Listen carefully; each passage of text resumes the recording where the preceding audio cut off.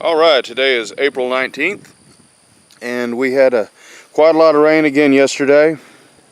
We had just shy of 3 inches of rain, and the week before we had some pretty torrential rains. There were some tornadoes that came through the area. We were very fortunate. We missed them to the north and to the south. But it has definitely flooded some of the fields out here. Right now what we're looking at is a sweet corn. It's definitely coming up. As you can see, the plants are definitely getting a little bit of size on them. I do need to come through and thin them, however. Whenever I planted them, I sowed the seeds thick enough that if I had any trouble with any germination, I would still have plenty of corn. And I always do that. I always plant it a little thick, and I go through and I thin the smallest, weakest stalks out. Also helps to maintain the genetics of the corn. I eliminate any weak stock right there, right after we plant them, so each generation gets that much stronger and that much more vibrant. Now what we're looking at are my tiger's eye beans. They're definitely starting to pick up. Of course, everything is still a little bit wet and dirty from the storm, but it's definitely drying out. Part of this area was actually under about 3 inches of water just yesterday. Now we've got the agate soybeans. They're certainly coming along, doing much better than the type that I tried to plant a few years ago that was a complete failure. So those are definitely doing good for us. And here are the potatoes, and they are doing wonderful.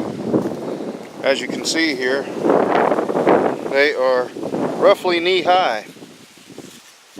So now here's part of the magic of the way that I plant them. As you look down in here, this is the water reservoir. It is completely covered over by the vines.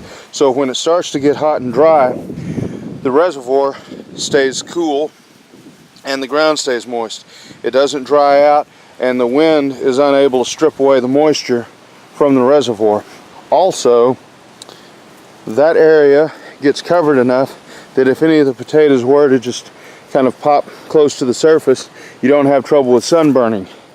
You have to be very careful about that. You don't, anytime you have a sunburned potato, you need to toss it out. Now, along here, this is the little row of potatoes that I planted that were just leftover new potatoes from last year in a 5-gallon bucket. They're growing a little bit tall and thin, but they're definitely catching up with everything else. And now the last little batch that was planted right over here, they're just now catching up. There's some of my royal purple majesties. They're doing a little bit. They're coming along slowly but surely. And then these are some of the mountain rose over here. They're coming along slowly but surely. And then these last few are just some more Pontiacs. And then that little guy is going to get transplanted. That's just a little volunteer watermelon that came up. I have several of them that have come up in the last few weeks. Now moving along, we just are starting to see some of my field peas come up. That would be the little ancestral black-eyed peas that I was able to isolate out several years ago. And they grow really well and really fast. So they were the last thing that I planted. They actually do better. The warmer the weather is, the better they do. And this is a combination of top crop and tender green beans. They've been up for a few weeks now and just starting to really take off. I do need to do a bit of thinning through there. Most everything else over here is still waiting to come up. The weather hasn't been too terribly cooperative. We've got a few cream peas down the row here, but they've been a bit sporadic with their germination. Now what we have here is going to be an experiment. All of these barrels are going to form up a new thing that I'm going to try to do. I'm going to run a fence along the top of them, and next video we should be able to see this one. I'm essentially going to have squash, cucumbers, and I'm even going to try some watermelons in these, and they're going to grow up and trail along the fence. Now for the watermelons, obviously I'm going to need something to help support the fruit as it ripens and as it increases in size.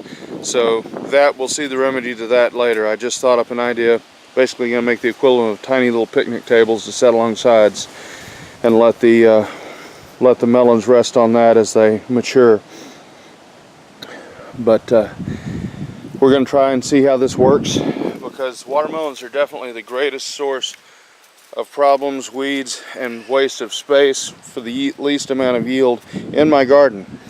Because once they reach a certain size, you're unable to weed them. You have trouble with the weeds and the grass really taking over, and then you've got to fight it the next year. Plus, they do take up a large amount of space. If I can do them in barrels, then we'll be further ahead. Now what we're looking at is going to be the little wando peas. It's just a variety of English or sweet pea, but they're more acclimated to the Texas climate. It's supposed to be a warmer weather variety, so we're going to see how well that does. We got a few more green beans over here, and then we have my wax beans. Now for some reason the entire row of golden wax beans did not come up. However, my Cherokee wax beans have all come up wonderfully. So that's probably the last time I plant golden wax. I've been having some problems with them the last few years, and that pretty well decided. Sometimes you just have to do that. Certain plants that you might have planted in the past, sometimes the climate changes just a little bit, little small, minute changes, and they're no longer going to be a viable crop. Now right over here we've got Royal Burgundy. It's kind of a maroon colored, reddish colored green bean. They've come up. And the rest of this row is yet to come up. I planted dragon tongue beans and I planted okra, and for some reason nothing's come up. So it could be that we just have some issue with some of the different microbes in the soil preying on what I've planted. Now here we have my Indian corn, my field corn.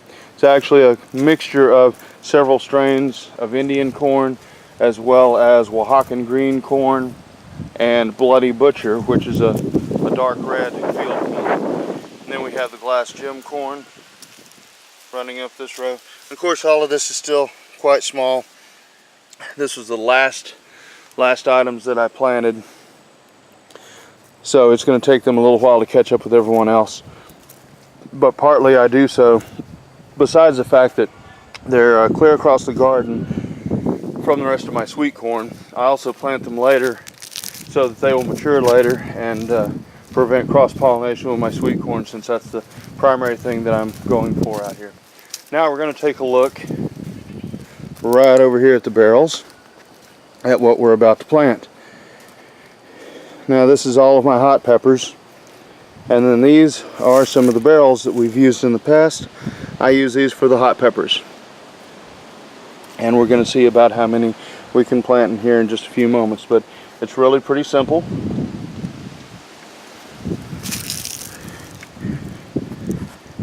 You just basically make a little depression there, place your pepper down into the barrel, get a little extra soil around here, and then that little guy is going to start growing from there. Now I have a number of chambers in here. It looks like too many, but it's worked out just fine. But you have to do regular soil changes. Now I haven't changed the soil this season, but what I did do was mix a little extra ash and rabbit manure on top, and then as it's watered, then a lot of the fertilizer will drift down and sift down into the rest of the barrel. So that's all for today. Good luck, good gardening.